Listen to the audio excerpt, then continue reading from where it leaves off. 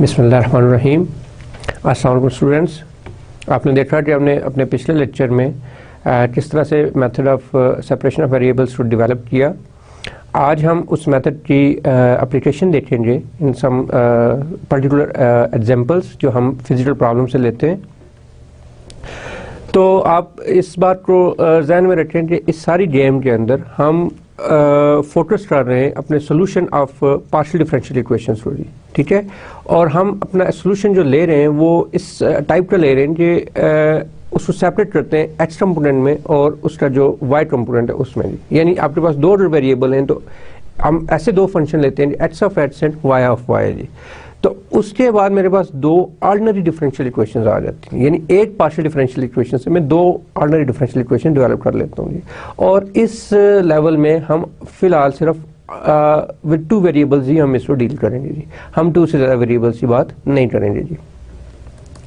So today is our lecture number 19 and in the last lecture we studied basically the Fourier series for even and odd functions। हमने focus किया था इसके ऊपर और हमने ऐसी एक पर्टिकुलर एग्जांपल भी ली थी कि किस तरह से कोई फंक्शन इवन होता है और किस तरह से कोई फंक्शन ऑड होता है, और उससे फिर हमने ग्राफ्स भी बनाए थे और देन हमने उससे जो कोरेस्पॉन्डिंग सीरीज थी वो भी हमने अप्लाई की थी जी, ठीक है। तो बेसिकली ये जो फोरियर सीरीज का टॉपिक था ये आपके कोर्स पे उस तरह से तो शामिल नहीं है, लेकिन ये आज यूज़ हो रहा है। आज आप एग्जांपल में देखोगे कि हम how to get the solution with the help of Fourier series. So it's very very important for this to study the Fourier series जी। And then we discuss the general theory of the method of separation of variables जी। आज हम एक particular example लेंगे और उस example की help से हम अपने इस मेथड की वैलिडिटी को चेक करेंगे और इस मेथड की एप्लीकेबिलिटी को चेक करेंगे कि वो कितना अच्छे अंदाज से अप्लाई हो रहा है हमारे जो प्रॉब्लम है, और उसको और कितना इजी है वो हमारे लिए कि हम how to get the solution of a partial differential equation जी। So in the very first step, in the very first example, I will try with the heat equation जी। इससे पहले मैंने जैसे लास्ट लेक्चर में मैं बताया था कि मैं हीट इक्वेशन, वेव इक्वेशन, मतलब प्लास इक्वेशन, तीनों के लिए मैं ये काम कर सकता हूँ, मैं करूँगा भी और आप देखोगे इन सम सर्टेन एक्सटेंट जी। तो इनिशियली मैं हीट इक्वेशन के ऊपर बात करता हूँ जी।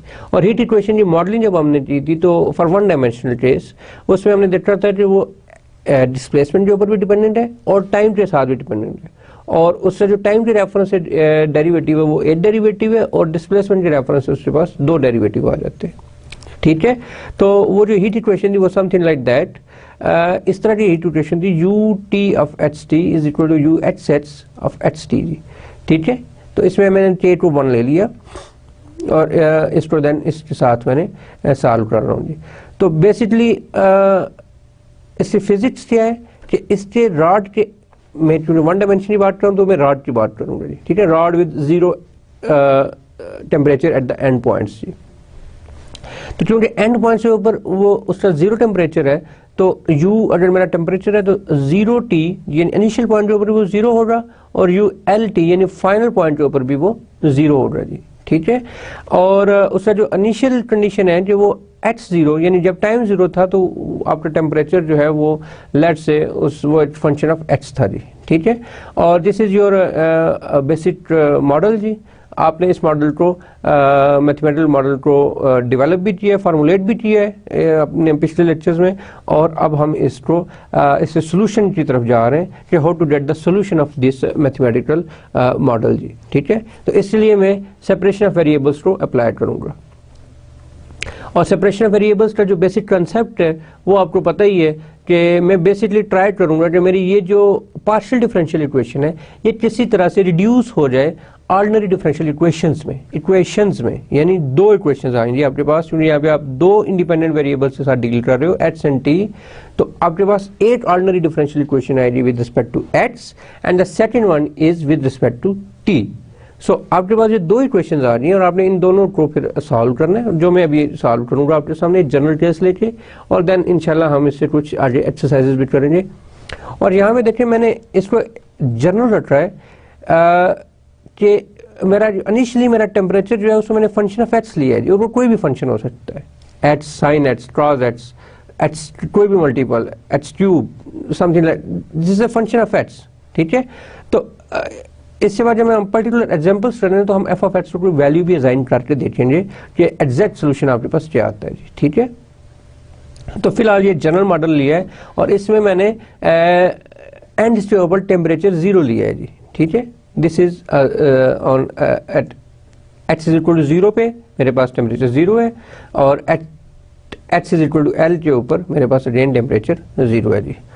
सो इसको इस मॉडल को मैंने अभी सॉल्व करना with the help of separation of variables ji.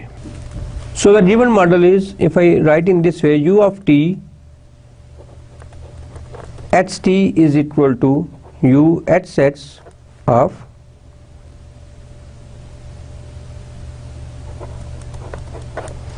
ht, and in generally I have here one variable j.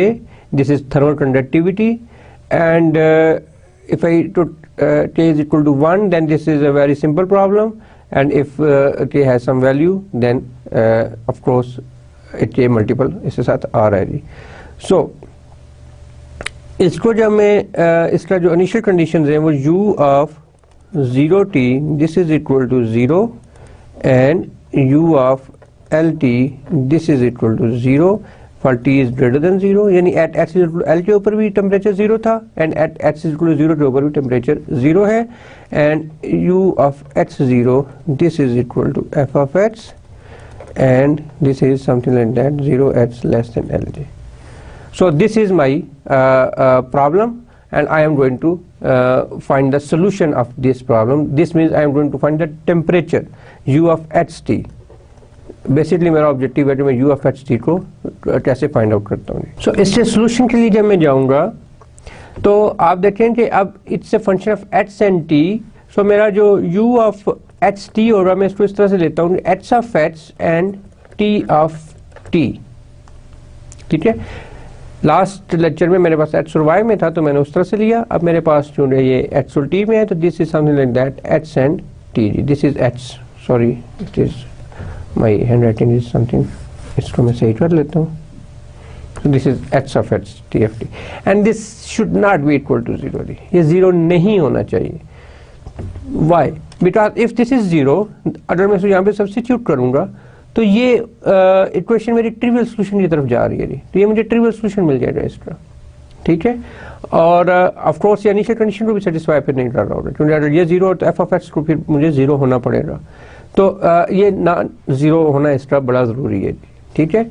तो जब मैं इसको इस शेप में लिया है जो u of H T is equal to h of h and t of t, then this should be equal to value यहाँ पे सब्स्टिट्यूट करूँगा पार्शियल और partial t u of H T is equal to partial by partial h k partial 2 by partial h। देखें ये double derivative है with respect to h, k h of h t of t जी। और मैं k को ले रहा हूँ जी, मैंने जैसे पहले मॉडल में बताया कि मैं k को 1 लिया था मैंने, लेकिन अब मैंने इसको अभी भी मैंने सोचा कि मैं I should take k and then फिर मैं आफ्टर द सॉल्यूशन मैं k को इक्वल टू 1 पुट कर दूंगा, ठीक है।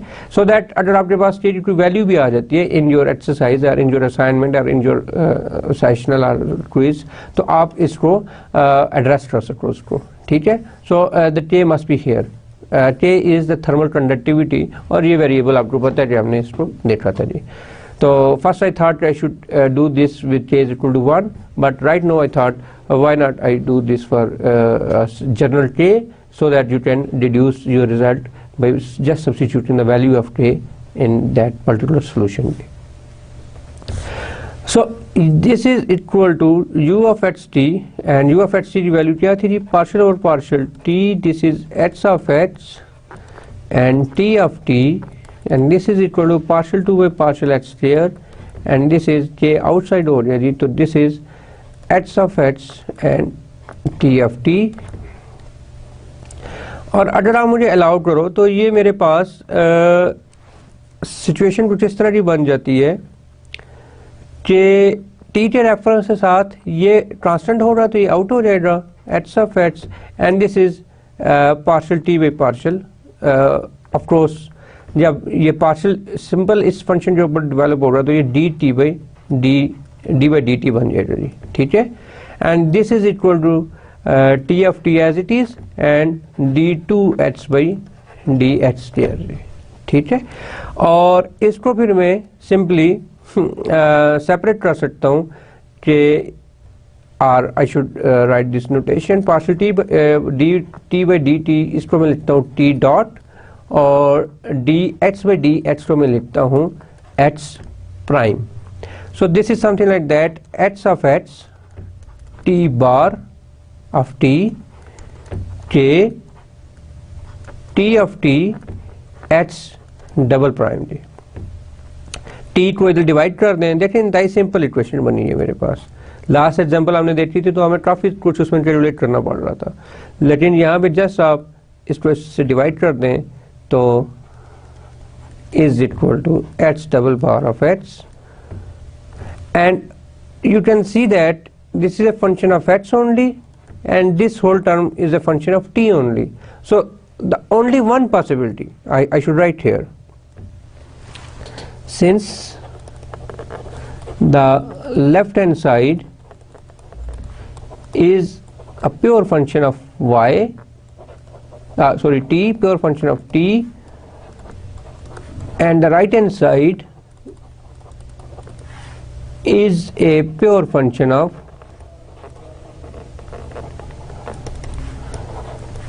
x only. So there is only one possibility left. और जो मैंने प्रूव भी किया था पिछले लेक्चर में कि आपकी ये दोनों sides equal to some constant lambda जी, say minus lambda in this case, and so the only possibility is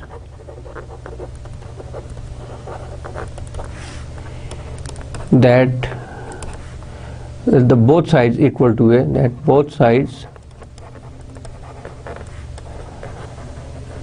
equal to a constant,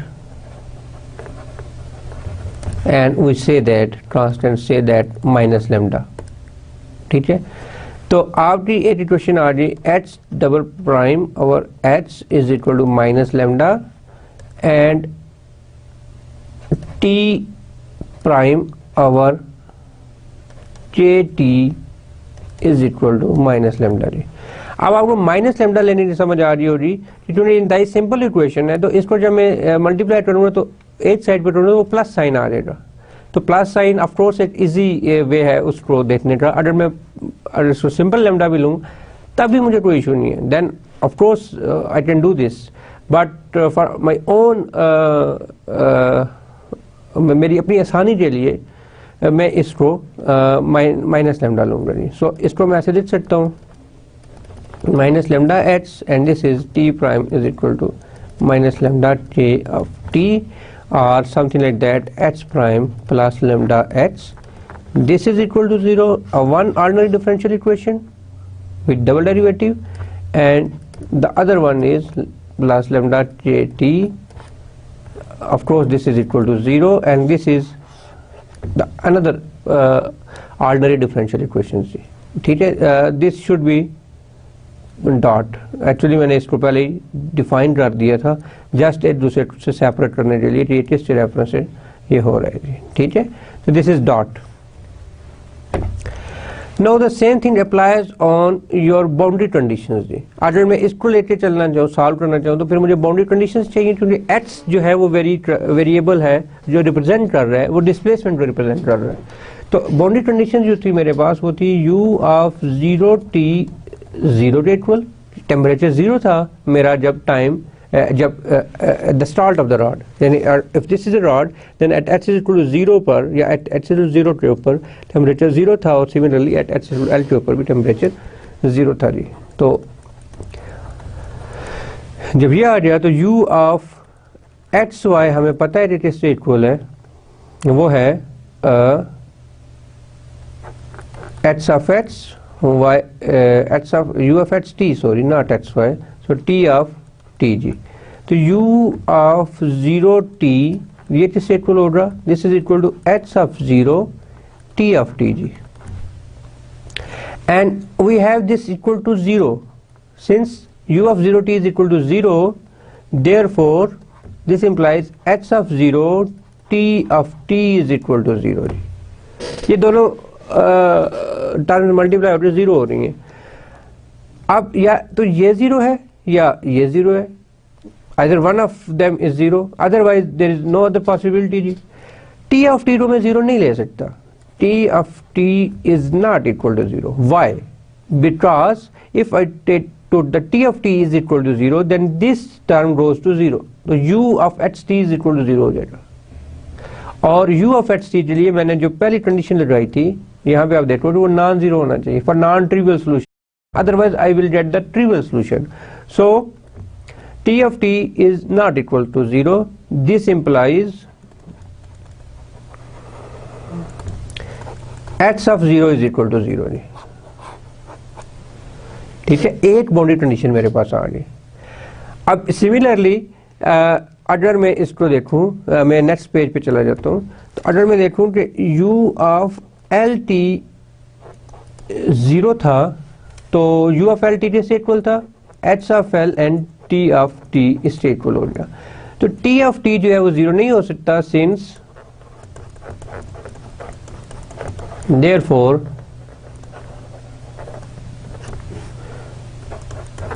h of l is equal to 0 जी। ठीक है, h of l 0 हो गया, और इस तरह से मेरे पास जो ordinary differential equation I displacement के रेफरेंस से, वो है h double bar plus lambda h is equal to 0 with, यहाँ पे मैं लिखता हूँ h of 0 is equal to 0 and h of l is equal to 0 जी। ठीक है, एक ये मॉडल आ गया मेरे पास, एक ऑर्डिनरी डिफरेंशियल इक्वेशन, इसको मैंने इस तरह से सॉल्व करना है। और जो दूसरी इक्वेशन थी, अगर मैं इनिशियल कंडीशन लूँ, इनिशियल कंडीशन थी कि u of h0 is equal to some function of h।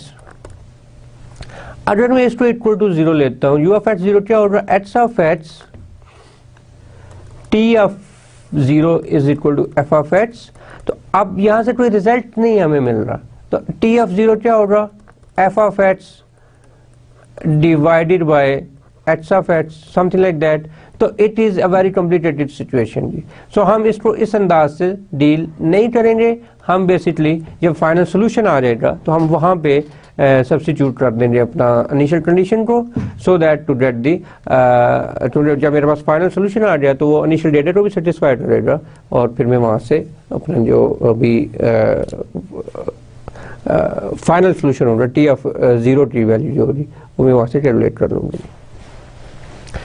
So the only thing is at this moment I have to solve this equation h double bar plus lambda h, and the other one is which is very important also, t prime plus lambda k t is equal to 0 जी, शायद यही थी, t prime dot plus lambda k t is equal to 0 जी। ठीक है, अब मैंने इसको solve करना है। अब यहाँ पे lambda क्या है, मैंने lambda को आर्बिट्रेरी कहा है, ठीक है, एक कांस्टेंट रहा है, ये either it is a positive, either it is equal to 0 और इट इज ए नेगेटिव। ठीक है, तो मैं केस 1 लेता हूं when lambda is less than 0 जी। व्हेन लैम्डा मेरा लेस देन 0 हो रहा तो this means lambda is equal to minus mu, something like that. और मेरी जो इक्वेशन होगी वो होगी डी, मैं इसको डेरिवेटिव फॉर्म में लेता हूँ, d2 by dh square h plus sorry lambda की वैल्यू सब्स्टिट्यूट कर दे minus mu h is equal to 0 जी। ठीक है, मेरे पास ये आ गया। अब इसको इसकी जो ऑक्सिलरी इक्वेशन बनेगी, ये देखें सिंपल BSc की जो आप पढ़ के आए हो, वो होगी d square minus mu is equal to 0, d is equal to plus minus mu, और यहाँ से जो इसके सोल्यूशन डेवलप होंगे वो होंगे h is equal to let's say constant a cos hyperbolic mu of x plus b sin hyperbolic mu of x जी। अब a और b की वैल्यूज फाइंड आउट करनी है जी, a और b की वैल्यूज मुझे फाइंड आउट करनी है। तो उसके लिए मैं ये कंडीशन यूज करूंगा जो साथ मुझे दी गई है। तो एट x ऑफ 0 के ऊपर ये 0 है, this implies 0 is equal to a cos of 0 plus cos hyperbolic of 0 plus b sin hyperbolic of 0 जी।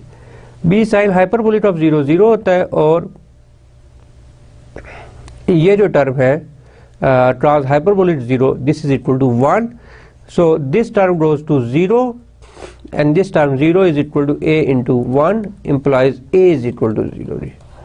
जब a 0 आ जाए तो मेरा जो सोल्यूशन है वो रिड्यूस हो जाएगा something like that a b sin hyperbolic mu x ji.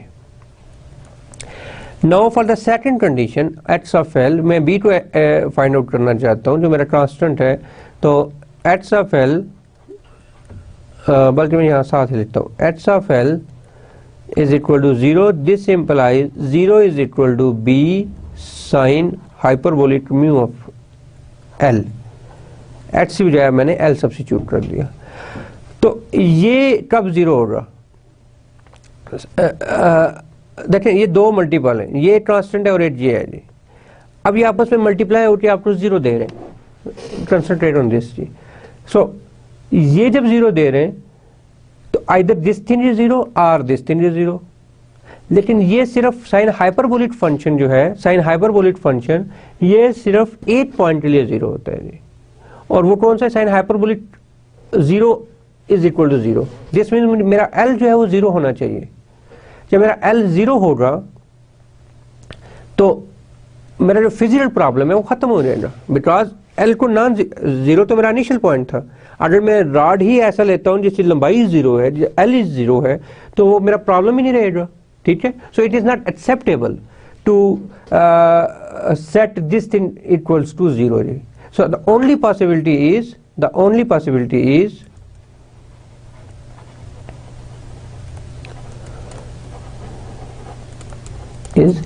b is equal to 0 जी। जब मैं b को 0 करता हूँ तो फिर मेरी इस इक्वेशन में मैं सब्स्टिट्यूट कर लूँ, लेट्स से इस इक्वेशन का नाम मैं स्टार रख लेता हूँ। तो b को स्टार में सब्स्टिट्यूट करूँ तो यहाँ पे मैं लिख रहा हूँ तो h ऑफ x जो है वो मेरे पास 0 आ जाएगी, विच इज अगेन अनएक्सेप्टेबल। क्योंकि अगर मेरा h ऑफ x 0 है तो दिस मीन्स जो मैंने अपना जो इसको सेट किया था u ऑफ x t को h of x and t of t के इक्वल, अगर ये टर्म 0 हो जाती है तो दिस मीन्स ये टोटल 0 हो जाएगा, जबकि मैंने कहा हुआ है this is not equal to 0। आपका जो सब्स्टिट्यूशन जो सोल्यूशन है वो 0 के इक्वल नहीं होना चाहिए, क्योंकि अगर 0 के इक्वल होगा तो वो ट्रिवियल सोल्यूशन देगा। So in case 1 when lambda is less than 0 we get nothing, ठीक है। So this is not acceptable जी, ये हमें नहीं चाहिए जी। सो इस केस में जब लैम्डा लेस देन 0 है हमारे लिए कोई सोल्यूशन, कोई अपॉर्चुनिटी नहीं है जी। सो केस 2 में मैं बात करता हूँ when lambda is equal to 0 जी। तो आपकी जो मॉडल था, जो बेसिकली ऑर्डिनरी डिफरेंशियल इक्वेशंस आई हैं, वो h double bar is equal to 0 and this thing जी, ठीक है।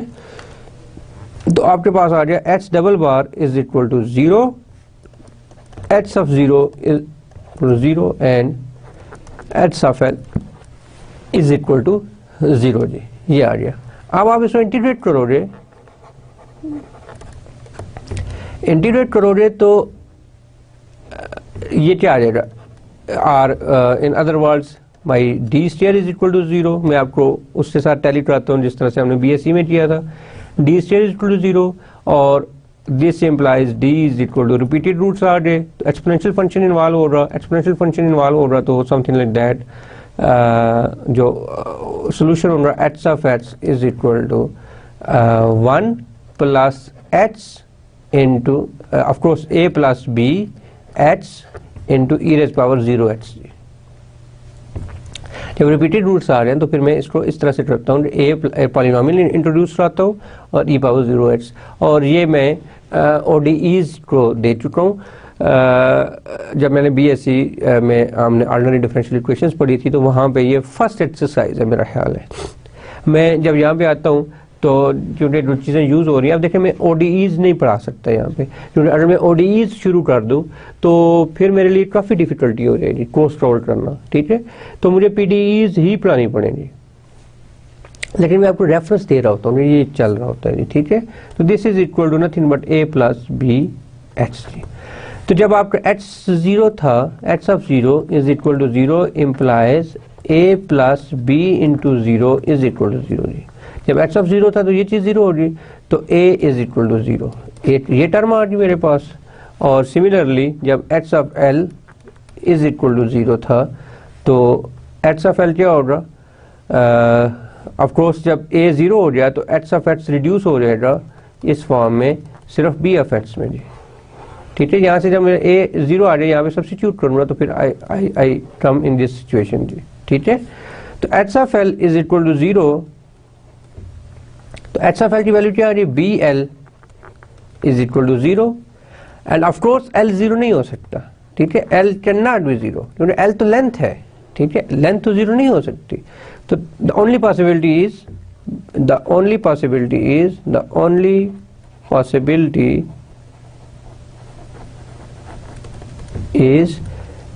b is equal to 0 जी, ठीक है। तो b जब 0 होगा तो यहाँ से देखते हैं, इसको मैं डबल स्टार कहूँ तो from double star equation, from equation double star it h of x is equal to 0 जी, which is again unacceptable, ठीक है, which is again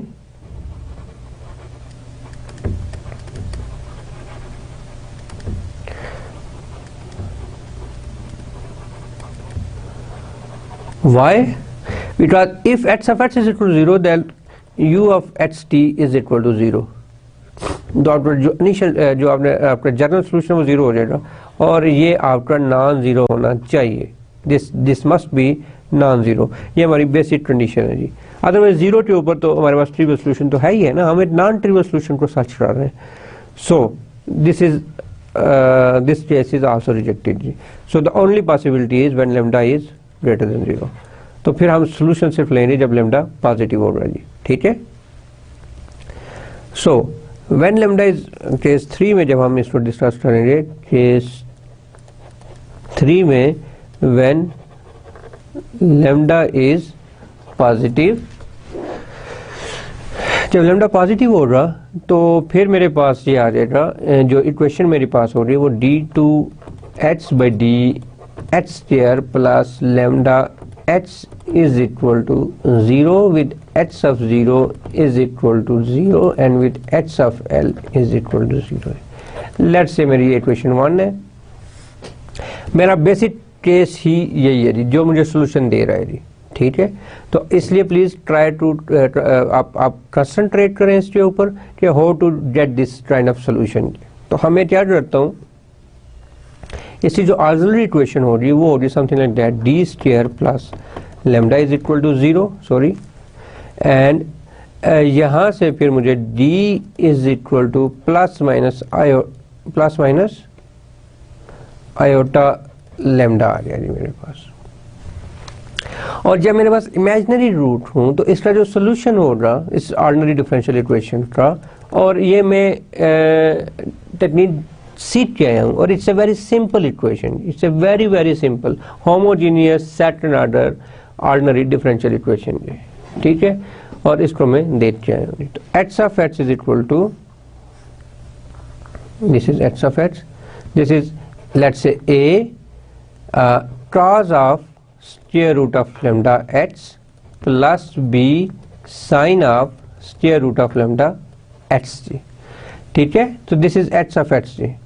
अब मैं a और b की वैल्यूज को डिटरमिन करना चाहता हूँ क्योंकि ये कांस्टेंट्स हैं, तो मेरे पास जो बाउंड्री कंडीशंस मुझे गिवन है, ये दो boundary conditions, h of 0 is equal to 0 and इसको मैं इक्वेशन 2 कह देता हूँ इन दोनों को। तो फ्रॉम 2a यानी इसको मैं a ट्राई देता हूँ 2a और इसको मैं 2b ट्राई दूँ तो मेरे पास h of 0 is equal to 0 और वैल्यू सब्स्टिट्यूट करूँ तो 0 is equal to a cos of 0 plus b sin of 0 जी. Sin 0 is 0 and therefore this term goes to 0 and cos of 0 is 1. This implies a is equal to 1 जी. a की value आ रही मेरे पास. No cos 0 1 तो a की value यहाँ पे इसकी वैल्यू 1 हो ये 0 है तो दिस इज a की वैल्यू मेरे पास 0 आ रही है. ठीक है. सो a की वैल्यू जो मेरे पास 0 आ रही तो मेरा जो सोल्यूशन है equation 3 reduced reduces in the following form.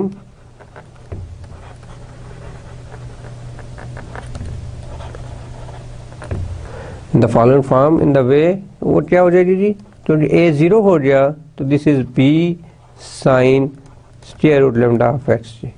Now use the second condition. वो क्या थी जी h of l is equal to 0 जी.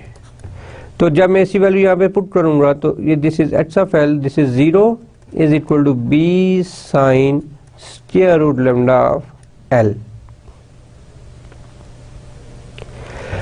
अब नॉन ट्रिवियल सॉल्यूशन से को हासिल करने के लिए बिकॉज देखिए मेरा केस 1 भी मैंने रिजेक्ट कर दिया केस 2 भी रिजेक्ट कर दिया क्योंकि उन दोनों केसेस में मैं बिल्कुल बाउंड हो जाता है एंड पे जाके मेरे दोनों कांस्टेंट्स इक्वल टू 0 हो रहे हैं जी. ठीक है तो दैट्स वाई मैंने उन दोनों को कंसिडर नहीं करूंगा.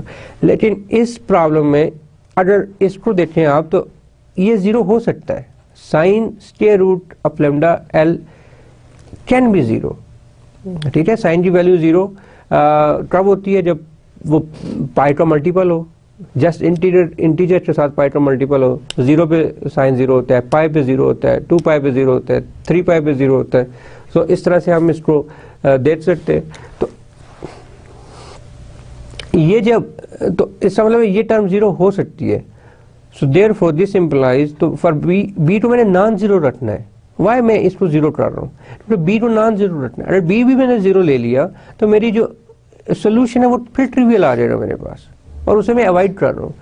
This implies sine square root lambda l this is equal to 0 and I know the other thing is sine n pi ये भी 0 होता है for n is equal to 1 2 3 up to so on. Even 0 भी शामिल करने तो कोई issue नहीं है. प्लस माइनस बोथ के लिए मैं जस्ट अभी प्लस लिए अपने आप को रख रहा हूँ. ठीक है. 0 1 2 3 अप टू सो ऑन. तो ये मेरे पास आ गया. अब अगर इक्वेशन इसको मैं 4 कहूँ इसको मैं 5 कहूँ तो 4 और 5 को अगर मैं कंपेयर करूँ तो आई हैव द फीलिंग कि sine square root of lambda l this is equal to sine n pi जी. क्योंकि देखें 4 और 5 की फ्रॉम उनके right hand left hand side both are equal to 0 4 and 5 जी. अब मैं अगर साइन इनवर्स लूँ इसका ठीक है साइन इनवर्स लूँ तो lambda l of n is equal to n pi where n is equal to 0 1 2 up to so on. n के मल्टीपल में आ जाते हैं. ठीक है. तो ऑफ कोर्स यहाँ से लैम्डा की वैल्यू मैं डिटरमिन कर सकता हूँ n pi over l and this gives me lambda is equal to n pi over l whole square जी. So for these values of lambda I have the solution of my given ordinary differential equation ji. So मेरे पास बचा था h of x is equal to b sin lambda की वैल्यू n पाई over l square. No lambda मेरा ख्याल है मेरे पास यहाँ पे स्क्वायर रूट में था. Yes here I have the lambda in square root of lambda l जी. Square root of lambda x यहाँ पे सब्स्टिट्यूट करना है जी मैंने. ठीक है. तो then I will get the solution x of x जी. तो इसको मैं if you allow me I will cancel this thing जी. ठीक है. मैं दोबारा इस स्लाइड के ऊपर लिख देता हूँ. तो जो मेरे पास सॉल्यूशन आया था वो मैंने था b sine square root of lambda h जी। और मैंने देन ये आपको जो सेकंड बाउंड्री कंडीशन है वो अप्लाई करके मैंने आपको बताया कि इसको मैं नॉन जीरो रखने के लिए मुझे इसको जीरो रखना पड़ेगा। तो इसको जीरो रखूंगा तो मेरे पास बहुत सारे जीरोस आ जाएंगे, तो ये लेमडा एन की वैल्यू आ जाएगी। सो फॉर दीज लेमडास और these square root of lambda I have a feeling कि मेरे पास सोल्यूशन एग्जिस्ट करता है। तो h of h is equal to b sine of n pi over l h जी, ये साइन की आर्गूमेंट मेरी। और क्योंकि यहाँ पे n इन्वॉल्व हो रहा है, n इज इक्वल टू 0 1 2 3, तो ऑफकोर्स ये बी कांस्टेंट है तो हर टर्म के साथ जाएगा, तो मैं यहाँ पे भी b को इंट्रोड्यूस करा दूंगा n जी, और ऑफकोर्स यहाँ से फिर मेरे पास h n आ जाएगा। यानी एक क्योंकि n for one n I get one capital H, for another n I get another capital H, so I must give this subscription n for every value of every term in this expression जी, ठीक है। ये मेरे पास आ गया h of n, h n of h is equal to bn sin, so दोनों boundary condition use करके मेरे पास solution of that given partial differential equation आ गई। Now come to the other solution of ordinary differential equation, sorry not partial. So come to the second equation which is still there to solve, t dot plus lambda t is equal to 0। अब lambda जो है वो positive ही है, ठीक है, lambda is not equal to 0 और not less than 0, क्योंकि मैंने जो दोनों केसेस में देख रहा था तो एच ऑफ एच के ऊपर ही मेरा प्रॉब्लम आ गया था, तो मैंने उसको वहां पे ही स्टॉप कर दिया, ठीक है। तो T dot plus lambda T मेरे पास ये एक इक्वेशन आई। इसकी जो ऑक्सिलरी इक्वेशन हो रही लेमडा के टी हो रही, यहाँ पे मैं थोड़ा सा कंफर्म कर लूँ, वन मोर स्टेप, के लेमडा के टी, ठीक है। तो दिस इज यहाँ पे आपके पास ये आ गया। तो इससे जो ऑक्सिलरी इक्वेशन बनेगी वो बनेगी D plus lambda k is equal to 0 implies D is equal to e और माइनस लेमडा के। और आपके पास जो टी ऑफ टी होगा, t of t since lambda involve here and in the upper solution I have lambda in this shape where n involves, तो lambda की value जब मैं यहाँ से lambda की वैल्यू जो मैं यहाँ से सब्स्टिट्यूट करूँगा यहाँ पे n, तो पहले मैं इसका सोल्यूशन लिख लूँ। Let's say solution is a b, this is c e raise power minus lambda के टी, ठीक है, दिस इज अ सोल्यूशन। अब जब लैम्डा की वैल्यू में सब्स्टिट्यूट करूँगा तो ये something like that, T of T is equal to, this is t of t, this is equal to c e raised power minus lambda की value आ जाएगी मेरे पास n pi over l square k t, and when n involve, so इससे constant n हो जाएगा यहाँ पर, और इसको भी सब्स्टिट्यूशन में n कह दूंगा। तो ये मेरे पास दो सॉल्यूशंस आ गए, लेकिन इसमें मेरे पास ये सी एन और बी एन अभी अननोन है जी। मेरे पास सी एन और बी एन अननोन है और मैंने इनका next task is to find this unknowns जी। यहाँ पे मैं थोड़ी सी आपको साथ साथ रख रहा हूँ, बैकग्राउंड देता चलूँ कि मैंने यू एफ एक्स वाई को लिया था एक्स एंड वाई जी, यू एफ एक्स वाई को एक्स वाई लिया और यू एफ एक्स टी को लिया था एक्स एंड टी जी, ठीक है। Of course this is not equal to 0 मैंने कहा हुआ है, and u of x t is equal to h t, and this is जब n आएगा तो u n of h t basically equal to x n t n ji. Of course जब मैं nth solution देखूंगा तो इसका भी nth part आएगा और इसका भी nth पार्ट आएगा। तो अगर मेरे पास h n और t n आ रहे हैं तो मेरे पास जो u n आएगा, u n of h t, this must be equals to t n of t and h n of h t। तो इनकी वैल्यूज जब मैं सब्स्टिट्यूट करूंगा तो इसकी वैल्यूज थी c n e raise power minus I have to c minus n pi over l square k t, n pi over l square k t and this is bn sine of n pi h over L, and that's it. This is un of ht, and n translate on that है 0 1 2 up to so on जी, ठीक है। तो मेरे पास ये आ गया। अब मैं सुपरपोजिशन प्रिंसिपल अप्लाई करूंगा। सुपरपोजिशन प्रिंसिपल ये कह रहा है कि मेरे पास अगर दो फंक्शन हैं u1 एंड u2, और वो दोनों जो है वो सोल्यूशन है आपकी गिवन डिफरेंशियल इक्वेशंस के, तो u1 प्लस u2 भी सोल्यूशन होगा आपकी गिवन पार्शियल डिफरेंशियल इक्वेशन के, ठीक है। तो अब क्योंकि ये n की बात आ रही है, un की हम बात कर रहे हैं, n varies from 1 2 3 up to so on,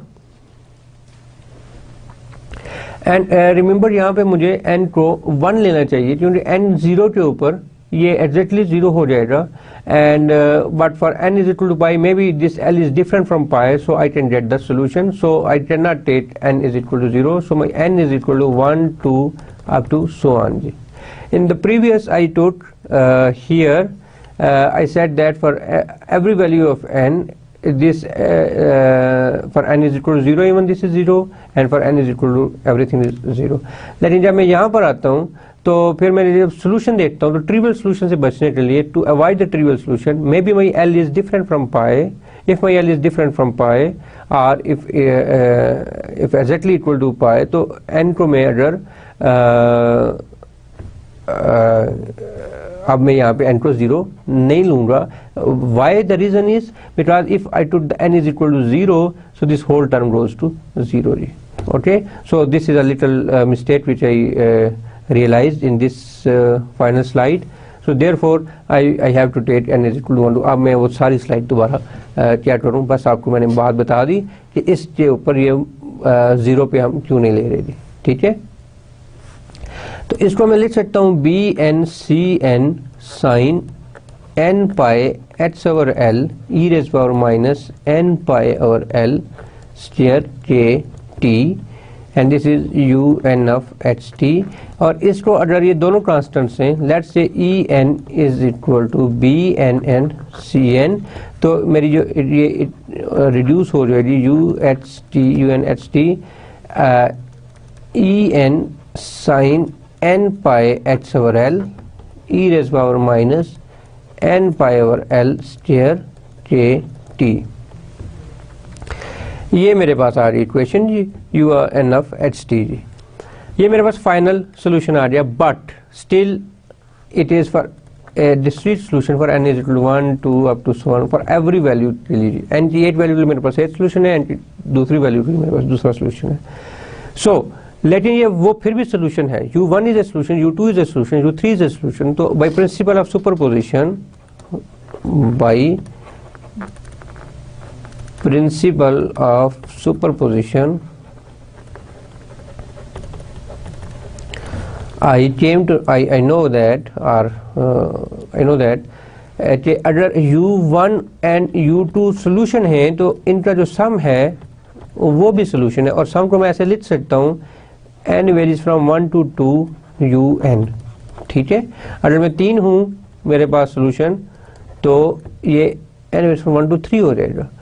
तो n हूँ तो फिर मैं इसको ऐसे लिख सकता हूँ u of ht this is equal to summation n varies from 1 to infinity because it's going on up to infinite e n sine of n pi h over l e raised power minus n pi over l whole square k t। सो ये मेरे पास solution आ गया। अब आप recall करें कि हमने अभी तक 8 इनिशियल कंडीशन को जो हमारे पास गिवन थी उसको हमने छेड़ा ही नहीं था।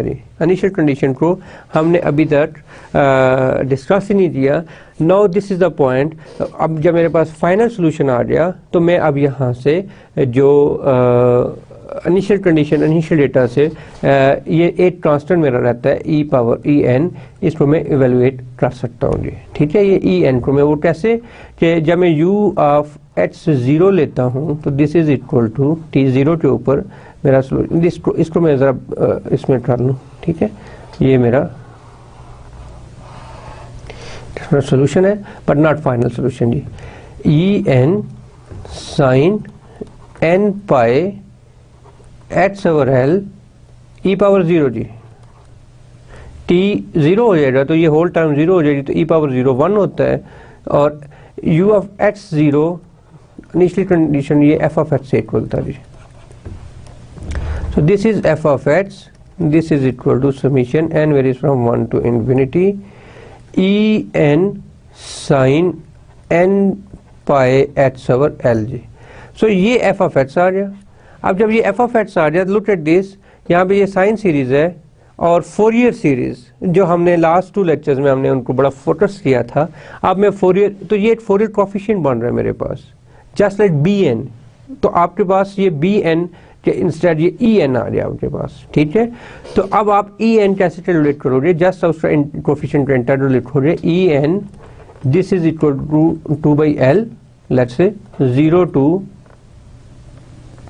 एल में अब माइनस एल की बजाय मैं 0 to l half Fourier interval, क्योंकि मेरे पास मैं साइन सीरीज यूज करूंगा, f of x sine n pi h over l d x जी, ठीक है। तो ये मेरे पास ई एन की वैल्यू आ गई, और ये कहाँ से आई, ये फोरियर सीरीज से आई।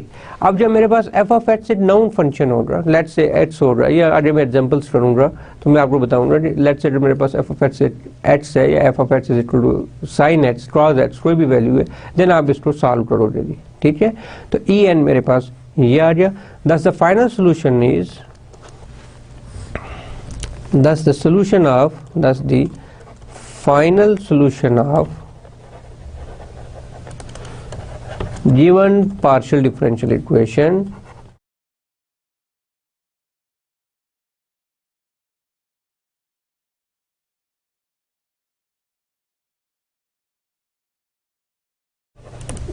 is u of xt, this is equal to summation n varies from 1 to infinity. देखिए n 1 से इन्फिनिटी है, 0 से इन्फिनिटी नहीं है जी, ठीक है।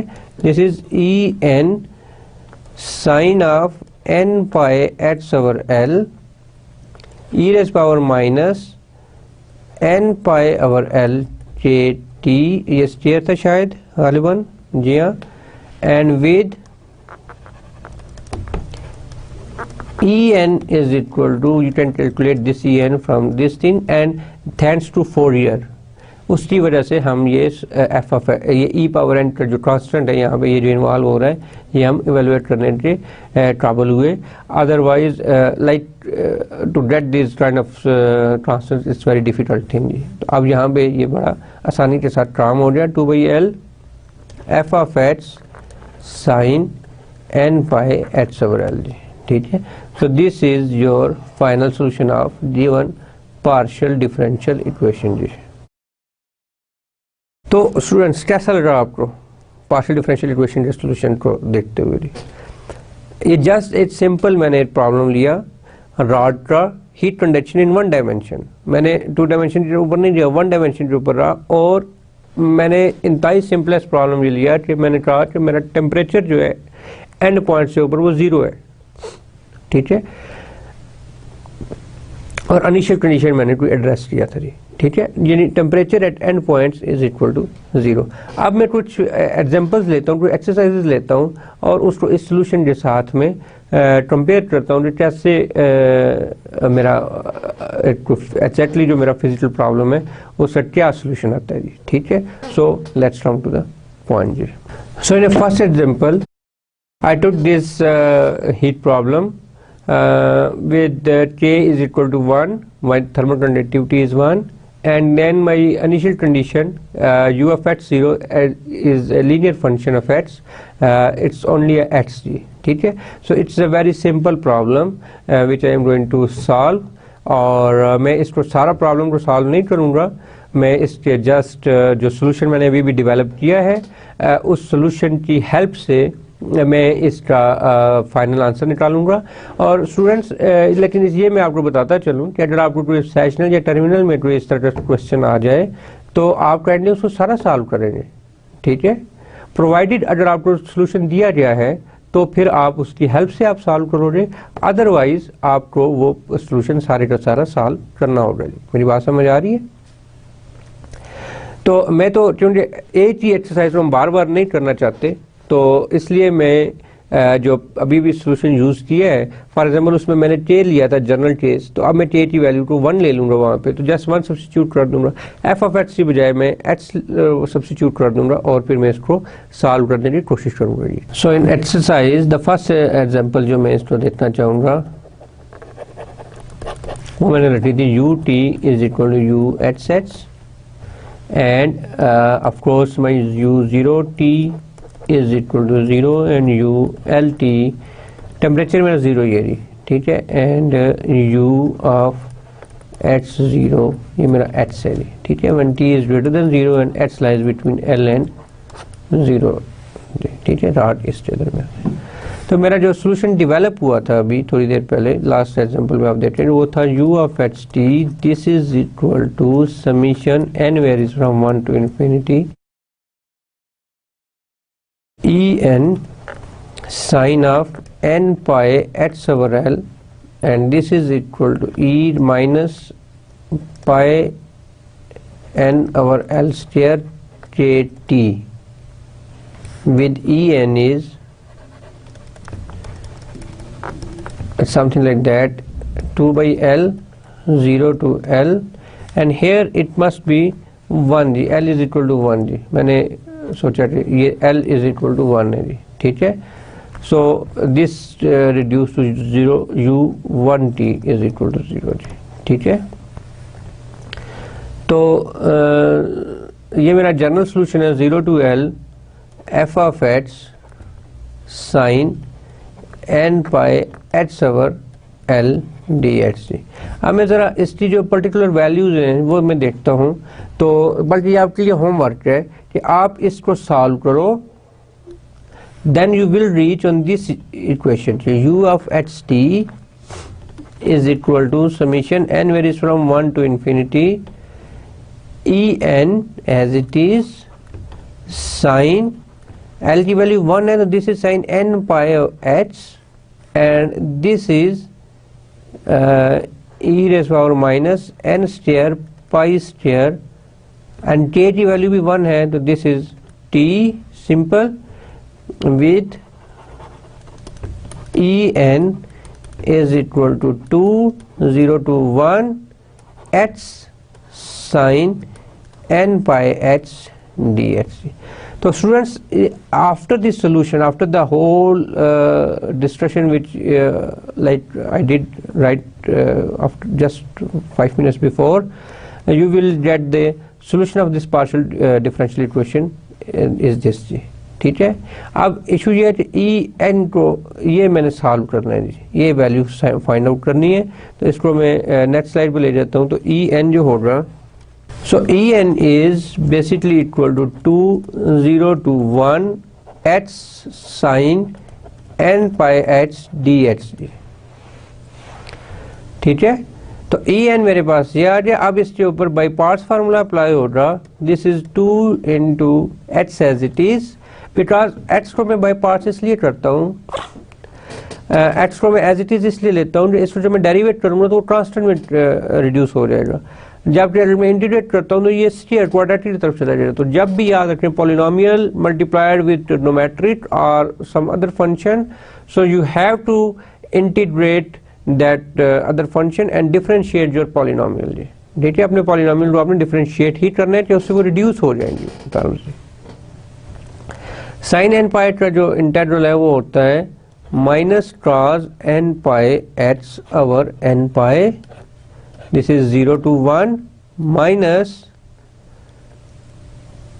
of course 0 to 1 and minus cos n pi h over n pi integral as it is or start derivative 1 dh and bracket close. So 2 into 1 multiply करेंगे तो ये minus 1 by n pi cos of n pi आ जाएगा answer, and जब आप 0 substitute करेंगे तो इस h की वजह से ये होल टर्म 0 हो जाती है, ठीक है, माइनस और ये minus into minus plus 0 to 1 1 over n pi cos of n pi x dx जी. Got it close, and this is 2 into cos of n pi is basically minus 1 power k, ये minus sign बाहर आ गया, and this is n pi, this is n जी, not k, मैं n को वेरिएबल ले रहा हूँ, प्लस 1 by n pi, और इसको इंटीग्रेट करूँगा तो cos इंटीग्रल होता है sin n pi x over n pi 0 to 1 जी. ठीक है, देखिए आप 1 सब्स्टिट्यूट करें तो साइन पाई, यहाँ पे पाई है ना जी, पाई के मल्टीपल है तो वो 0 हो जाएगा, और 0 सब्स्टिट्यूट करें तो साइन 0 होता है. This whole term goes to 0 जी. So we are left with 2 into minus 1 power n plus 1 divided by n pi जी. ठीक है, दिस इज योर en. अब en एग्जैक्ट मेरे पास फाइंड आउट हो गया है. अब मैं en की वैल्यू को अपने जो गिवन सोल्यूशन है मैं उसमें सब्स्टिट्यूट, जो कैलकुलेटेड सोल्यूशन है उसमें सब्स्टिट्यूट करूंगा. तो u of ht this is equal to summation n varies from 1 to infinity 2 minus 1 power n plus 1 divided by n pi sin of n pi h over, this is l is 1, n pi h and e raised power minus n square pi square t. So students आप देखो कि इस solution में कोई भी चीज unknown नहीं है, everything is known, where n varies from 1 to infinity, pi is of course we know, n pi, यहाँ पे इस सॉल्यूशन में कोई भी अननोन चीज नहीं है. So for that particular exercise which I choose, this one I should tell you again, this thing, इसका जो फाइनल सॉल्यूशन होगा वो आपके पास ये आ जाएगी. मैंने शॉर्टकट यूज़ किया कि मैंने जो जनरल सॉल्यूशन डेवलप किया था उसको रखते हुए वहाँ पे जस्ट वैल्यू सब्स्टिट्यूट की और आंसर ले आया जी. ठीक है, but for you I think, I believe कि this is an exercise for you to get this solution for the whole thing जी. ठीक है, आपने खुद सारा कैलकुलेट करना, lambda positive negative, lambda equal to 0, आपने हर एक को वो केसेस लेके चलना है और फिर एंड पे आप देखोगे कि you will finally get this solution जी. ठीक है जी. अब मैं जो नेक्स्ट एक्सरसाइज है मैं वो लेता हूँ, उसमें बेसिकली मैं यहाँ पे लिखता हूँ बजाय इसके कि मैं वापस स्लाइड्स पे जाऊँ. उसमें मैंने इक्वेशन सेम रखी, u t is equal to U H h for t is greater than 0 and h is less than l is greater than 0 जी. ठीक है जी. और इसी इनिशियल बाउंड्री कंडीशन जो थी वो मेरी सेम रही, and u of lt this is equal to 0. But initial condition को मैंने थोड़ा सा फिर रिप्लेस कर दिया with sine, let's say sine 3 pi x minus 2 sine 5 pi x. अब देखें एफ ऑफ एक्स अब मेरा डिफिकल्ट हो रहा है थोड़ा सा as compare to the previous example जी. बाकी सवाल वही है. अब आपके पास जो सोल्यूशन है वो आपने जो इसका जनरल सोल्यूशन है वो आपके पास है. वो क्या था जी कि u of H t general solution था आपके पास summation n varies from 1 to infinity e n sine of n pi h over l and e raised power minus n pi over l j t g with e of n is equal to nothing but 2 by l 0 to l sin f of x sin n pi h over l dh. तो students आप देखें कि ये जो मेरे पास आ गया n pi h over l and f of x, ये तो मेरा जर्नल था ना. अब मैंने क्योंकि स्लाइड्स नहीं देख रहा तो l अगेन फिर मैंने 1 ही लिया हुआ है जी. ठीक है, 0 to 1 के दरमियान में बात कर रहा हूँ. तो दिस इज अगेन 1 जी. ठीक है, तो जब l 1 है तो इसका जो मैं सोल्यूशन e1 क्या होगा मेरे पास e n, इसको मैं यहाँ पे सब्स्टिट्यूट करूँगा तो 2 by 1 0 to 1 f of x sine, और f of x की वैल्यू चलिए मैं लिस्ट में पुट कर लेता हूँ, sine n pi h over 1 dx। F of x की वैल्यू सब्स्टिट्यूट करें तो sine 3 pi x minus 2 sine 5 pi x into sine n pi x dx। This is en। और नेक्स्ट स्टेप पे जाके मैं इसको अगर मैं सेपरेट करके लिखना चाहूँ तो मैं इसको ऐसे लिख सकता हूँ, this is equal to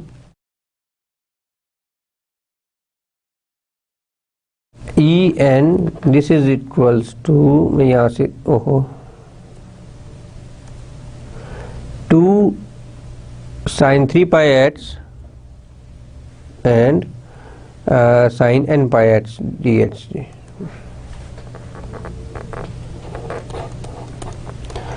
sign 3 pi x and sine n pi x dx।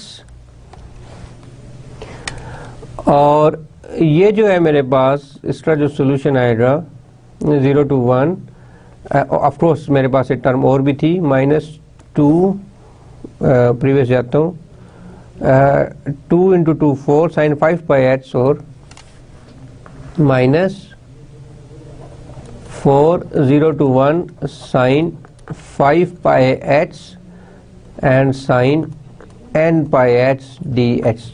ये आ गया मेरे पास, ठीक है। अब मैंने इनको सॉल्व करना है। और अगर आप ठीक 2 लेक्चर पहले जो मैंने ऑर्थोगोनैलिटी पढ़ाई थी, तो ऑर्थोगोनैलिटी में मैंने बताया था कि अगर ये इक्वल्स टू 0 होंगे प्रोवाइडेड के m और n इक्वल नहीं है जी, ठीक है। साइन और साइन का जो मल्टीपल है ये आपस में 0 होंगे। So for n is equal to 3 के लिए ये नॉन 0 है। इसको मैं अगर लेट्स से इसका नाम ये कब ये नॉन 0 होगा, जब n इज इक्वल टू 3 होगा, और ये कब नॉन 0 होगा, जब n इज इक्वल टू 5 होगा। अदरवाइज ये सारी टर्म 0 के इक्वल होगी, और ये बात मैंने प्रूव भी की हुई है, ठीक है। आपके पिछला जो पिछला हमने क्या किया था, हाँ, उससे पिछले लेक्चर में फोरियर सीरीज में हमने ऑर्थोगोनैलिटी को प्रूव किया हुआ है, ठीक है। तो ये बेसिकली आपके पास 2e3 बचेगा when n is equal to 3। So this is E3 and minus 4 E5J। तो ये मेरे पास दो इंटेग्रल्स आ गए, इनको नाम मैंने रख लिया E3 और E5। एंड अब मैं E3 को सॉल्व करूंगा तो E3 is nothing but 2 0 to 1 sine 3 pi x and sine 3 pi h dx। and this is 2 0 to 1 sine square 3 pi x dx and this is equal to 2। और इसका solution कैसे होगा, sine square को आप लिख सकते हो 1 minus cross square 3 pi x dx। और आप इसको डायरेक्टली भी तो लिख सकते हो, इसको ये डबल एंगल में ले जाओ तो ये किससे इक्वल हो जाएगा, 1 प्लस क्रॉस 6 पाई। इसको मैं यहाँ पे दोबारा लिख देता हूँ, ये स्क्वायर था, हाफ एंगल से डबल एंगल फार्मूला जो होता है वो होगा 2 0 to 1 minus cross 6 pi h divided by 2 dx, ठीक है। और इसको मैं जब सॉल्व करूँगा तो मेरे पास आ जाएगा, ये 2 कैंसिल हो जाएगा इसके साथ, तो 2 कैंसिल हो गया, तो 0 to 1 dx माइनस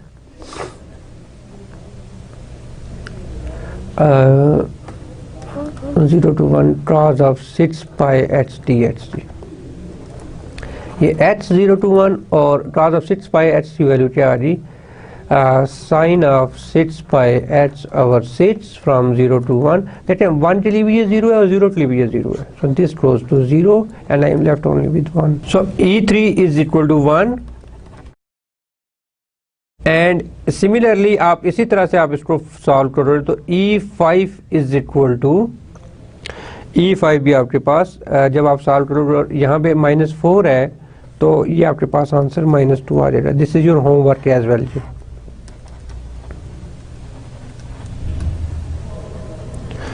ये होमवर्क है आपका कि आपने इसको सॉल्व करना है कि E5 इज इक्वल टू -2 कैसे आता है जी, ठीक है। ये सेम ऊपर मैंने इसका प्रोसीजर बता दिया है। अब ये इसको मैंने 2E3 कह दिया, इसको -4E5 कह दिया, और मैंने ये कह दिया कि अब En सिर्फ इससे इक्वल है, ठीक है। यानी for every other value of n my solution is equal to 0 जी, क्योंकि E1 भी 0 हो जाएगा, E2 भी 0 हो जाएगा, E4 भी 0 हो जाएगा। क्यों? क्योंकि वो sin 2h और sin 4h equal to 0, orthogonality मुझे बता रही है कि ये 0 होंगे। तो ये कब नॉन जीरो होंगे? जब ये एग्जैक्टली इक्वल टू एक दूसरे के इक्वल होंगे।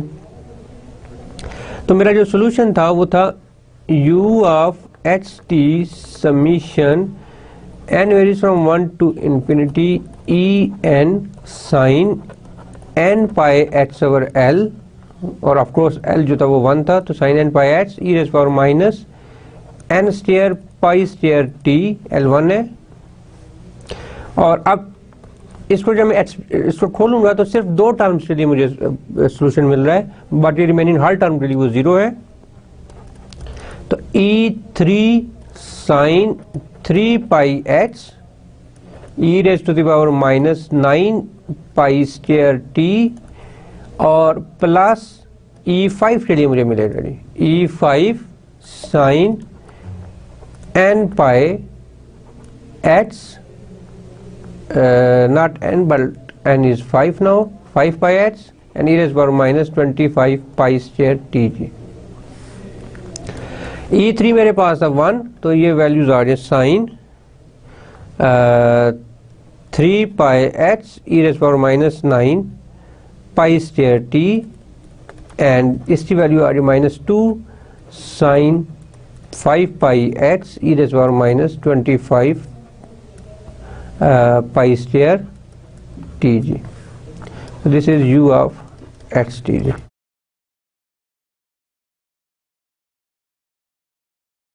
ठीक है, देखिए इसमें हमने ये समीशन साइन अब ओमिट हो रही, क्यों? क्योंकि मुझे फौरन यहाँ से इस इक्वेशन से पता चल गया था कि द इंटीग्रल्स, बल्कि मैं लिख भी देता हूँ, the integrals on the right hand sides are non zero, the integrals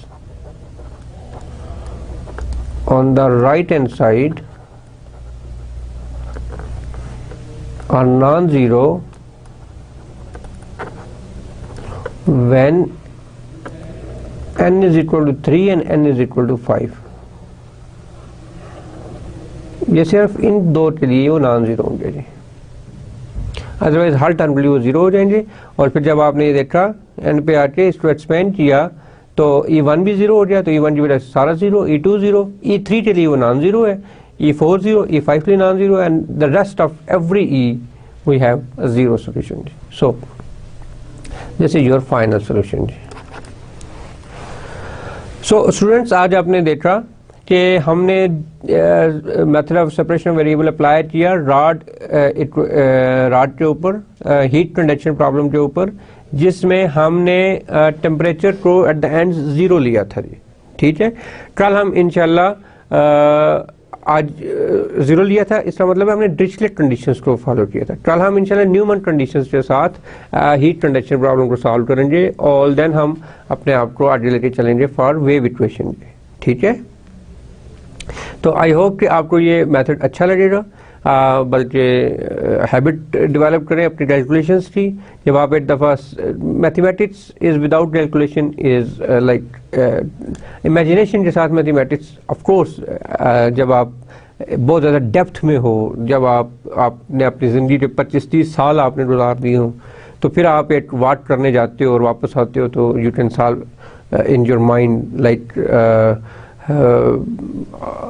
and equations something like that. There is a one mathematician guy who got field prize recently, ठीक है। उसने इसी तरह से वो उसकी कैलकुलेशन वो बड़ा स्ट्रॉन्ग है अपने उसमें इमेजिनेशन में, लेकिन उससे सारी ज़िंदगी जो है वो उसमें गुजर रही है, क्योंकि आप अभी न्यू कमर्स हो, तो आपके लिए इस फील्ड में, मैथमेटिक्स की फील्ड में न्यू कमर्स हो। I must say that you are newcomers, because bachelor level के ऊपर आप बाकी सब्जेक्ट्स को भी देख रहे होते हो, लेकिन मास्टर्स के ऊपर आप सिर्फ मैथमेटिक्स को देख रहे हो, और मैथमेटिक्स की डिफरेंट ब्रांचेस को आप देख रहे हो। आप पार्शियल डिफरेंशियल इक्वेशन पढ़ रहे हो, set topology, real analysis, something like that. आप हर सब्जेक्ट को आप डील करोगे, और वो विद इन मैथमेटिक्स होगा।